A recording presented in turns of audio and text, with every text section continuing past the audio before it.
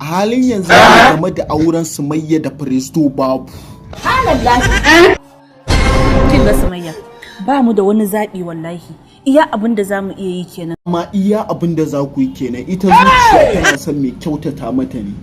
Har akwai wata matsala sai ku samu ku warware. Matsalar baya ganin kowa da mutunci saboda ba shi da isasshen lafiya, amma Presdo mai ke damun ka ba na ga mahaifinka ya kawo dakto ya duba ka ba. Bai san matsala ta ba. Na ji ko karka damu, zan je gidan Sumayya, zan je wajen mahaifin zamu shi. Baka gane gidan ba baka san. Haka ne, barin kira shi baban Sumayyan baba Rabiu. Ayo. Hello? Hello, Alhajin Allah. Wrong number. Wane ne wannan? Dama da mahaifinki nake so zan yi magana a wurin Presdo. Yanzu kai maganan auren za ka ba Presdo auren Sumayya kuwa? A'a. Yanzu baba Rabiu kana so ce ba za ka ba Presdo auren Sumayya ba.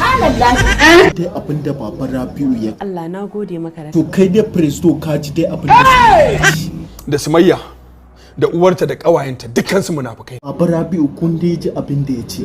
To, ikon Allah. Baba Rabiu yanda raba gardama ya maka abubuwan alkhairi me za ka iya ce masa? Saka masa da alheri. Ma saboda me kake so ka samu masa Sumayya mijin da ya kamata? Amin nasuwa. Mayyakin dai ji abin da mahaifinki ya ce. Allah na gode maka da ka nuna min. Presdo kai menene tunaninka a kansu? Akwai wani abu da suke komi wanda ba sa so in sani. Nan ba komai bane, ba sa so su baka auren ne.